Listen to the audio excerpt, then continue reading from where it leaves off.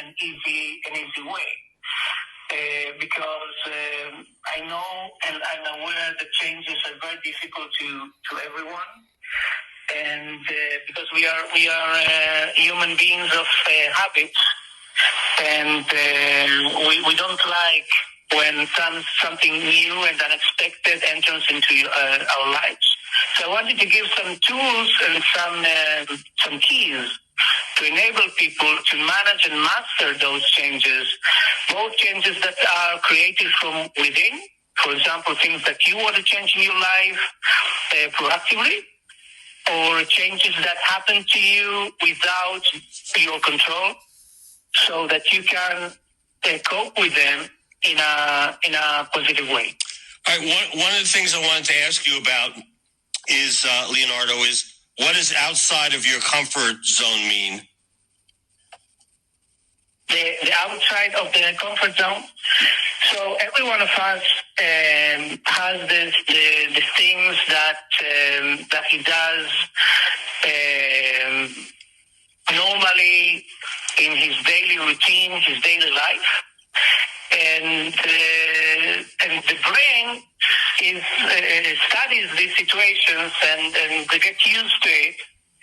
Like, for example, your daily routine, when you go to work, you use a certain path or route to get there, the things that you do in the morning, the things that you do daily, and then when something happens and you need to do something else that you were not used to it, then the brain doesn't know how to deal with it in the beginning, and you start getting nervous and insecure, and the amygdala in the brain starts to fire because you are in a survival mode, because you're expected now to deal with things that you're not used to, and then you enter into a mode of nervousness because now you need to learn a new situation. It takes time.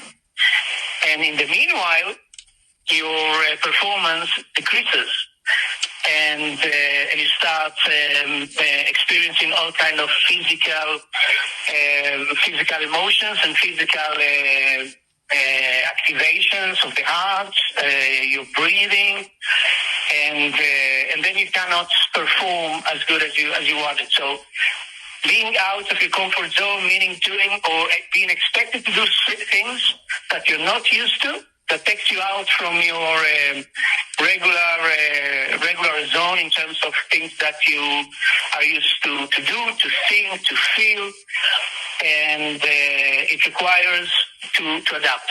It requires to adapt because otherwise the consequences in terms of your inner being will be not very good. So you can enter in stress, anxiety, and that can continue into trauma, for example, if the change is very, very strong and negative. Right. We're speaking with Leonardo Daniel, who's written this book, has a great books a year, Mastering Change, a Formula, and how to turn circumstances into personal growth and create the life you want. And Leonardo, don't worry because you have a great connection here, so we can hear you.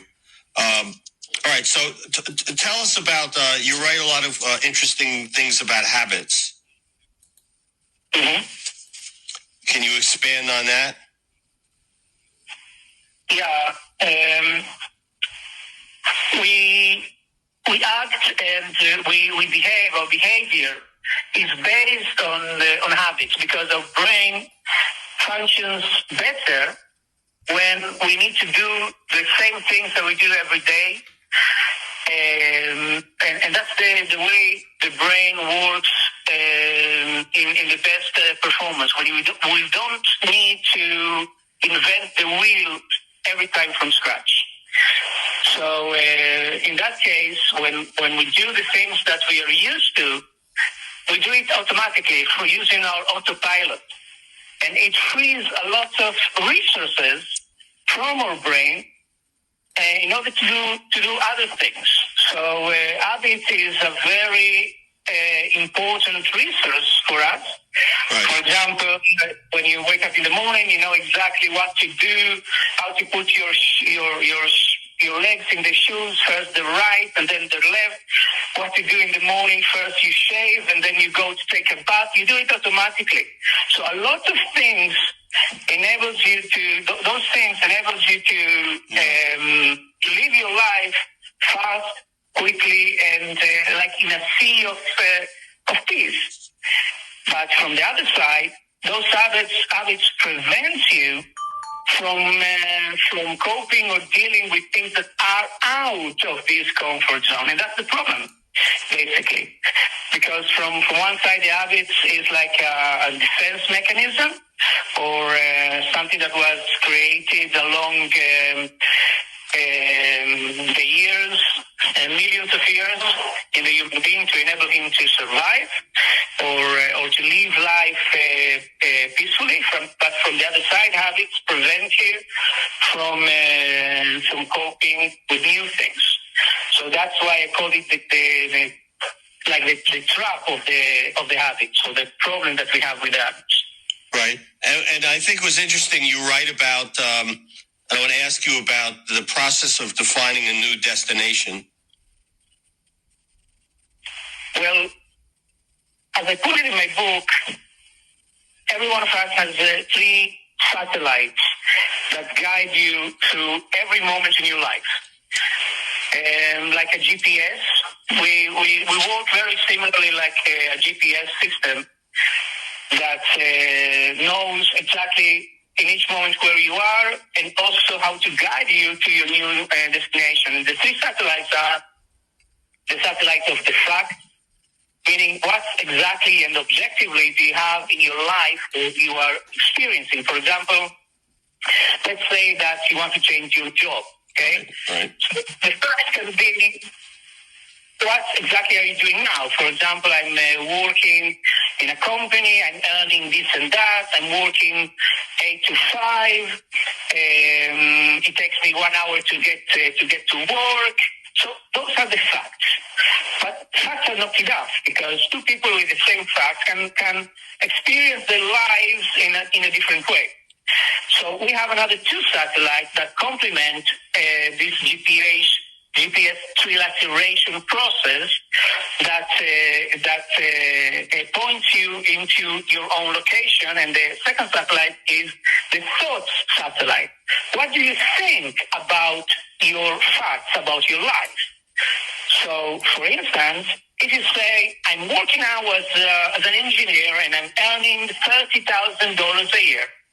So you might think, oh, that's great. I don't need more than that, and I'm living okay, and I can manage. Or you can think, oh, that's a very low amount. I'm not able to reach my dreams with that amount of money, and I need to change my job.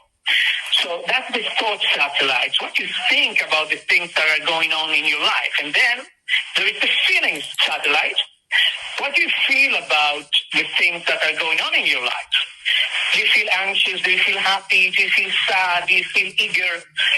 So, and this is the main satellite because we attract things in life by the way we feel about our reality. We don't attract things in life about what's really going on or about what we think even, but how we feel about it. So I can say about myself, I'm stupid. But if I say it in a jokey manner, so nothing happens. But if I really feel like this, I will attract circumstances that will enforce or reinforce this feeling about myself.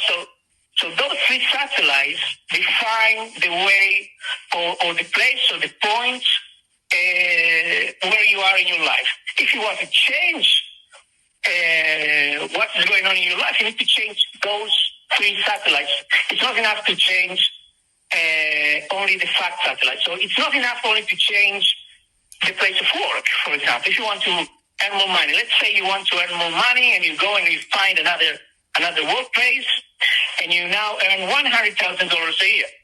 But if you don't change your set of mind, that you will say now, okay, now I'm happy, now it's enough for me, now I can manage my life in a much better way, and you start feeling better, then you didn't change much.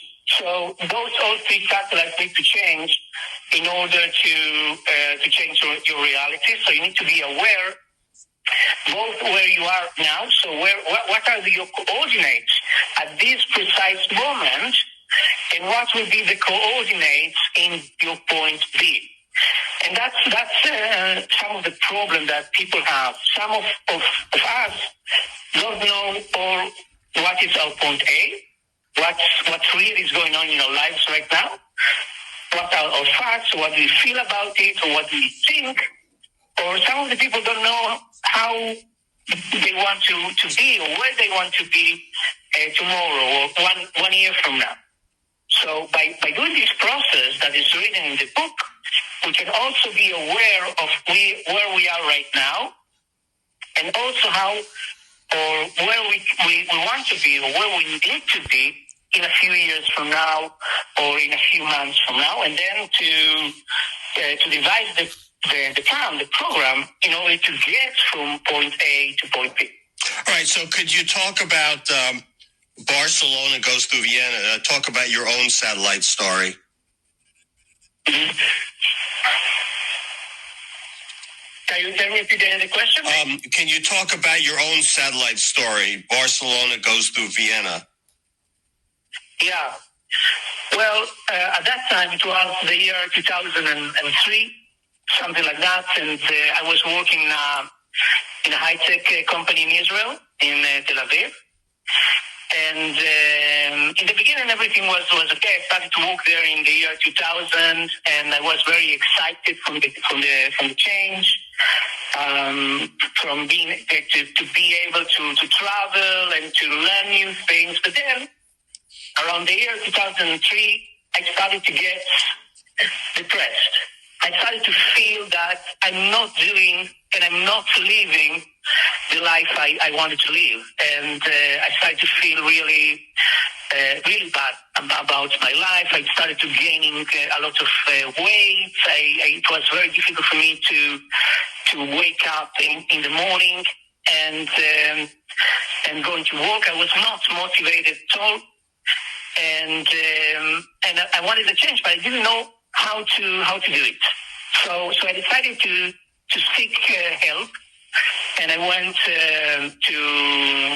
I started to go to therapy with my cousin, which is a healer. His name is Daniel, and we started this healing process.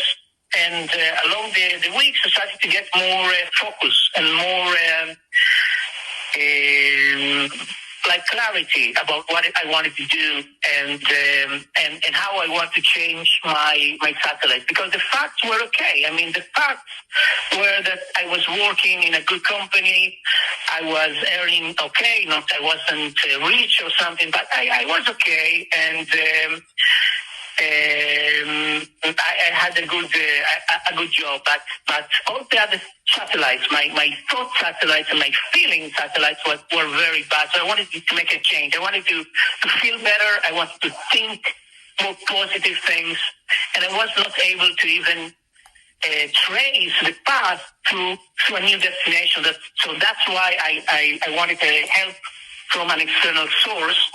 So during this treatment, I started to get some clarity and some realization that I wanted to make a change in where I live. So I wanted to move to Europe. And in that time, my idea was to move to Vienna. Why Vienna? Because my grandfather was from Austria, and I have an Austrian passport. And he said, well, I don't know any other country in the world, so the only piece of attachment I have is with Austria by the fact that my grandfather was from there. So I took two weeks of holidays, and I went to Vienna for 2 weeks to see the place, to try to find some connections there, and maybe a job, or maybe to see about the work options there. And and I went there, and I didn't like it. I didn't like the weight. I didn't like the weather, the environment, the people, and I have a very nice story about McDonald's that I wrote in my book. If you want to hear that, but yeah, okay. I was in my trip to Vienna, so I was hungry of walking all day and trying to sightseeing the city, and I entered to a McDonald's store. And before I went to Vienna, I studied a few months German in Israel in one of the language schools. So I was a little confident about my ability to communicate in German. So I entered this McDonald's, and I wanted to ask for an hamburger without cheese, because I am Jewish, so I don't eat meat with cheese. And I said in my perfect German that I learned for 3 months, eine Hamburger mit Käse bitte, which means basically hamburger without cheese. And she's looking at me with this strange looking, and like I spoke in some Chinese or something. Right. So I repeated my request in German, and the response was the same. So I moved to pantomime, to showing with my fingers what I wanted, and then she said, eine Hamburger mit Käse, exactly what I said, exactly the same thing I said before. So I understood that it will be very, very difficult to adapt to Austria. Yeah. But nevertheless, I went back to Israel. Let me ask you a question. How was the hamburger there? Excuse me? How was the McDonald's hamburger in Vienna? How much? No, how was it?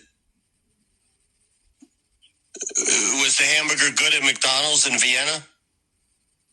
If there was what? I can't hear you very well. All right, so we'll move on. All right, so can you talk to us? Also in the book, you write about palm reading. Yeah. Well, one of the things I do is chirology, which means analyzing the personality of the person through the hand palms. Today I'm studying the university, a master's degree in neuroscience, so I want to connect the two things, the brain and the hand palms, because by analyzing the hand palms, you can know a lot of things about the personality of the person. So I used it in the book, or I demonstrated in the book, how by analyzing the hands you can know if a person is good or is capable of making changes in his life or not, and what are the strong and weak areas in his personality. For example, one of the things that is a must when we want to make changes, or when we want to deal or cope with changes, is the ability to be flexible. And the ability to be flexible is a mind thing, right? So you need to be mind flexible, but if we check the hands and we see the flexibility in the hands, it also reflects the flexibility in our mind. Right. So if you try to bend your fingers backwards, so let's say you keep your hand straight and you try with the other hand to bend your fingers, if you manage to bend them, let's say 45 degrees, so you are flexible and you can adapt to external circumstances better than other people that their hands are stiff. Right. So those people with stiff hands are more programmed, they are more closed in their own opinions and mindset, and they have more difficulty to accept or to hear others' opinions and to change their own mindset and way of thinking. So one of the things we can do is just to work on this flexibility. If we change the flexibility of our body, of our hands, we will also change the flexibility of our mind. So that's, for example, one of the things that I mentioned in the book. The other thing is, for example, is communication skills. One of the things that are very, very important for our ability to coping with changes is how we communicate with others. If we communicate with others in a good way and we have the ability to create connections with other people, so we will be able to cope with changes because we can ask for help. We have more friends. We have more people that we can reach to when we are in trouble. And that's also something we can see in the hands, this ability to communicate. And much more things. Ability to how much energy do you have in the body? How much energy do you have to cope with difficulties and to stand by your own needs, or to stand behind your own needs? So all those things about the way you think, the way you use your energy, and the way you communicate, we can see it in your hands, which is very useful to know if you are dealing with problems and you want to know why is it that you experience the things you experience in life and how you can change it. All right, so another thing that I felt very interesting, and maybe you could talk about it, is the good wisers and the bad wisers. Yeah, the good wisers and the bad wisers. The bad wisers are those people that constantly ask, why something bad happened to me? So, it's a very natural thing when something bad happens to try maybe to blame the destiny, to blame other people, or to feel like a victim of the consequences, and to try to feel pity for yourself. And that attitude doesn't bring us to nowhere or no good place. And the good wisers are those people that, even if they encounter difficult situations and bad times, instead of asking, why did this happen to me, they ask, what can I do now in order to change my circumstances, and what can we learn from this experience for the future? And this is a proactive thinking. This is a positive thinking that enables people to cope with change and to create a change, to use the bad experience in order to create a better reality for themselves, and not to be stuck in their pittiness and their victimhood, if you know what I mean. Yeah.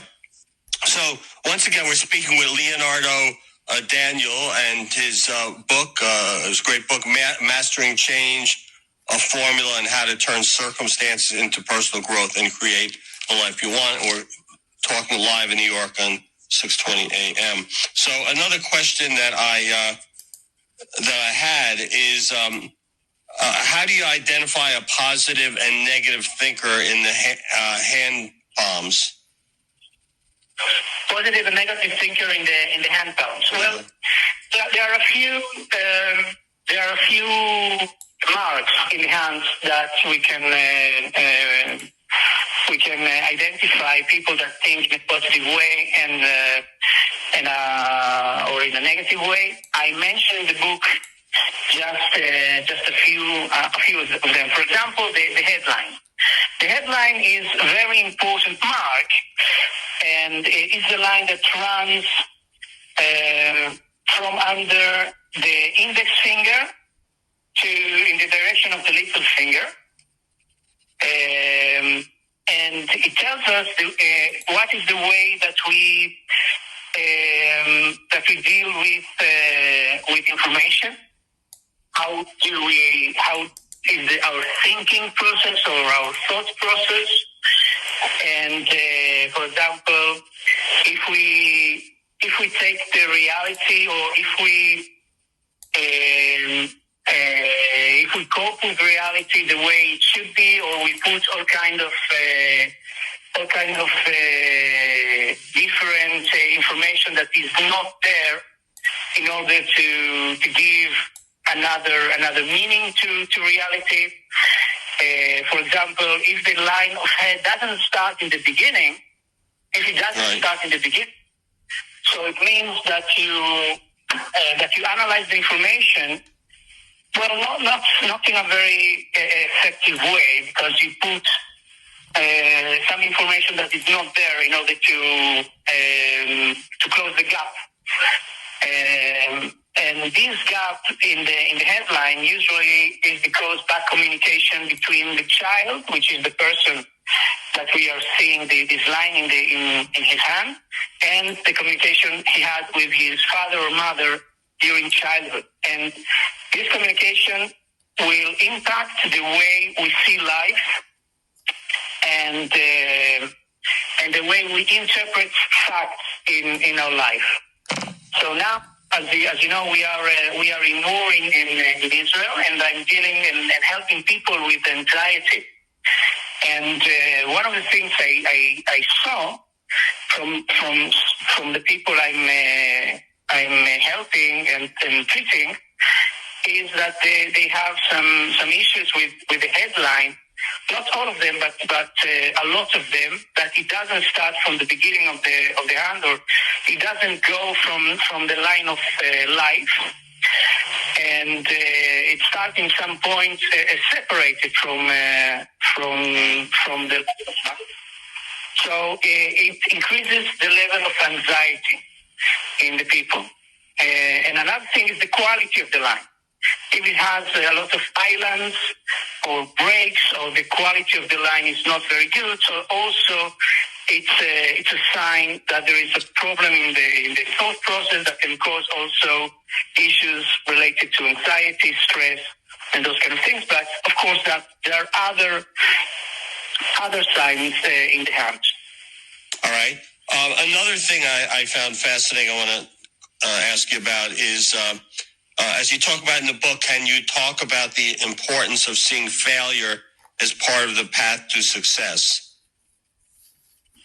Well, failure is something that is inherent to our lives. So there is no success without failure inside, and because simply put, you cannot succeed in something unless, or you cannot reach happiness in life unless you put the bar of your expectation or of your wishes higher than usual. So if you put the bar high, so it's natural that the first and the second time you will fail, like athletes in the Olympic Games. The first time they cannot jump 2 meters and they will fall, they will fail. So failure is a natural thing, but it's not something that can make you feel a failure. You know, so there is a difference between failing and being a failure. So there are a few ways you can do in order to tackle this failure thing, and one of them is to be prepared for it. So how can we be prepared to fail? So one of the strategies is to manage risk in life in a proactive way. So for example, if you want to start a new project, so there are a lot of risks in it, so you need to record all the risks that can happen during the project, to be prepared for them, to have a plan, to have a program in order to cope with the possible risk in case they appear, in case they become a reality. So you are prepared. So you are not get by surprise. So they don't come by surprise, because one of the problems in life is uncertainty. So when we are under uncertainty, then we feel stress, we feel under anxiety. But when we are prepared for things, when we train, when we rehearse the scenario in our head one time after the other, then the level of uncertainty will decrease. So we need to manage the risk in life. We need to think about what can go wrong, and then to devise a plan in order to be prepared. So, for example, when you travel abroad, you know that For instance, there can be issues with the credit card. So you will issue another one, so just in case. So if you lose your credit card, or if something happens and it doesn't work, so we'll have some kind of reserve. So that's something that we do automatically because we are used to thinking like this.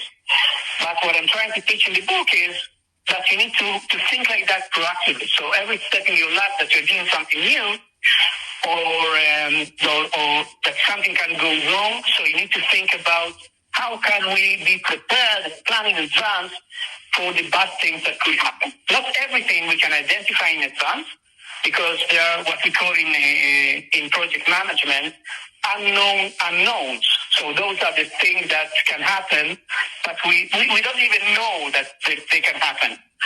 But so we cannot prepare for them. Right. But we need to be the best to prepare for the things that we can identify that can go wrong. And the other thing is to learn from the past. So to do the lessons learned process.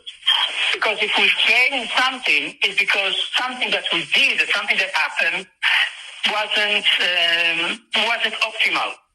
So if we learn from the past, we can improve the future and to say, okay, so the previous time I did A, B, C, and it led me to the results 1, 2, 3, but it wasn't very optimal. So the next time I will have to do some other things in order to change also the results. So that's a learning process, and that's we call in project management a lessons learned process, like learning from the past. All right. And then key number 4 for mastering change, connecting with your feelings and intuition. So my question with pertaining to that is the most accurate sensor of our current situation is our emotions. Human feelings, you say, have a double role. Could you be kind enough to talk about that, the double role? Of the feelings? Yeah. Emotions, yeah. The feelings and emotions are the compass of our lives. And they are the machine or the tool that God, if you believe in God, gave us in order to find a way in this world. So feelings, they have two roles. One is to sense if the reality that we are living is good for us. So, for example, when you enter a room and you see other people, you immediately sense this energy. If it makes you feel good, it makes you feel bad. So it's something that you cannot explain. Why I feel good in the presence of someone else, and when there is some other people, I feel bad, and I want to leave the place. So it's something like that you cannot explain, but it's built in, like in your inner radar system. And the other role of your feelings is like an antenna.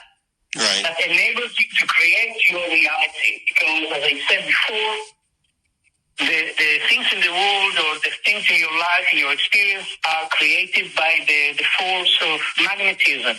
So the law of attraction.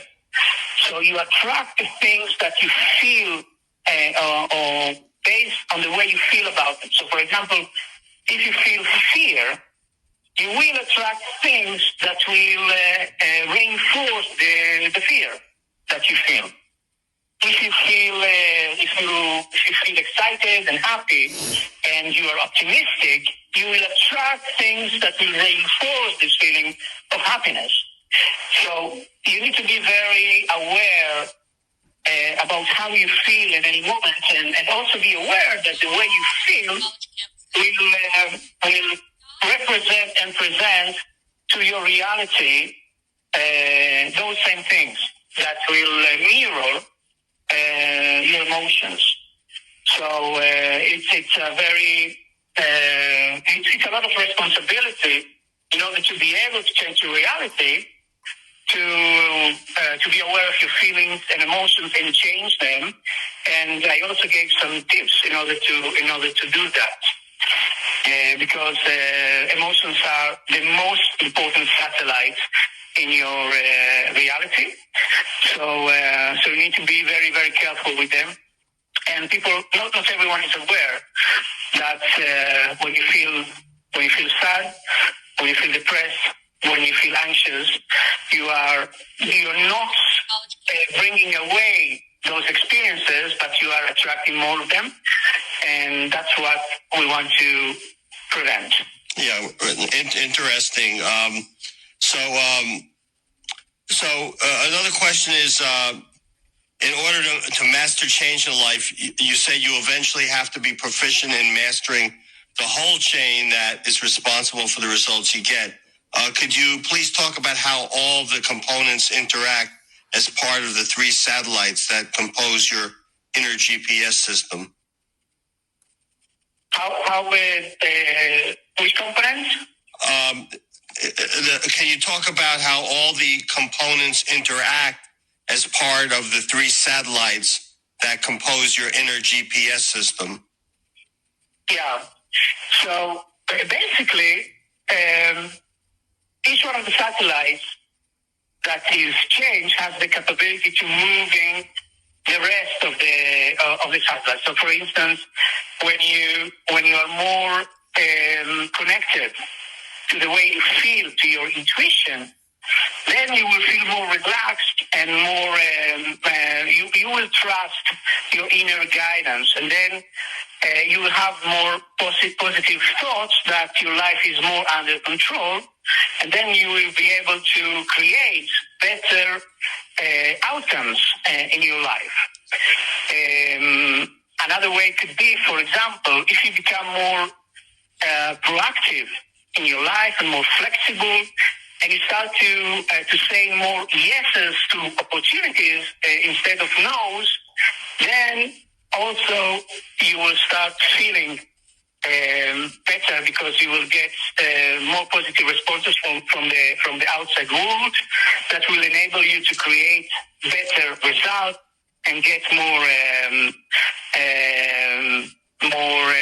let's say, good relationships, and maybe a better place of work, improving your reality. So all the three satellites are connected and interconnected with each other.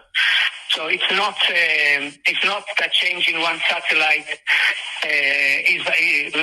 will have to change the others, but usually it does. Usually when you change one reality, and the main satellites are the feeling satellites and the thought satellites, they will for sure, or 99% of accuracy, they will enable you to change all the other ones. So the tools in the book enable people to work on the satellites or on the tools that are lacking in them. So, for example, if you are not very good in creating connections, so there are the tools that will enable you to create connections, and when you create better connections, you will have better thinking or better impression about yourself. So you will feel better, you will think better and more positive things about you, and then you will create the reality you want. So that's by just using the tools on communication. If you have problems dealing with changes and managing risks, so if you implement the tools that we give in the book about dealing with risk, then you will feel more confident in your next project. And by feeling more confident in the next project, you will have a more positive view on your probabilities to succeed. And that's what will bring you the actual success, which is the fact satellite. So everything is interconnected. So you can take some of the tools in the book according to what is lacking or what you need to improve in yourself. Right. So we've been speaking with Leonardo Daniel, who's the author of this book, which you can see will really help you. And the title, I think, is very accurate. Formula on how to turn circumstances into personal growth and create the life you want, mastering change. So we have about 1.5, 2 minutes left. Where can people buy the book, Leonardo? Can you repeat? Where can people buy the book? Where can people buy the book? Where can where can people get the book? It sounds a little white, it's difficult to... Oh, I said, where can people buy it? What people think? No, where do they get the book? Where do they buy it? Where they can buy it? Yeah. Okay, now I'm sorry because the line is not very clear. So you can order the book in Amazon. All right, great. So worldwide, it can be Amazon.com or any other Amazon in the world. So you can order the book from there. You just put the name of the book and my name, Leonardo Daniel, and you can order it just if you order any other thing in Amazon. That's great. It is a great book. So where are you calling us from in Israel? Can you repeat that? Where are you in Israel? In Israel? Yeah, where? Where am I? Yeah.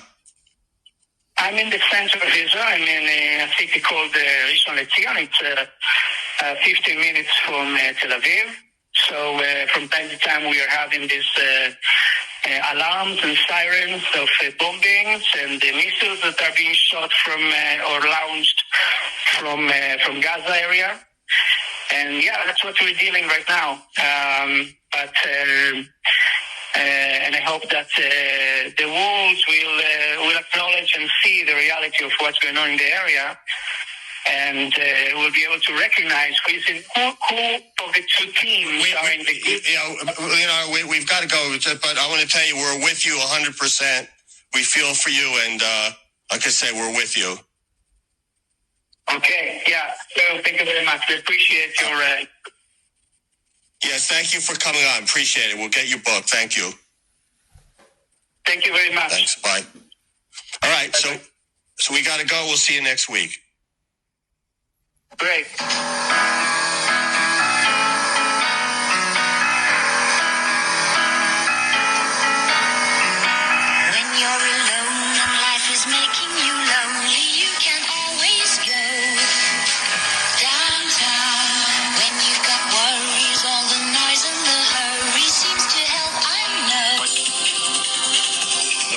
Program is a paid advertisement. The opinions and views expressed therein do not necessarily reflect those of AM 620 WSNR or its management. This is AM 620 WSNR, Jersey City.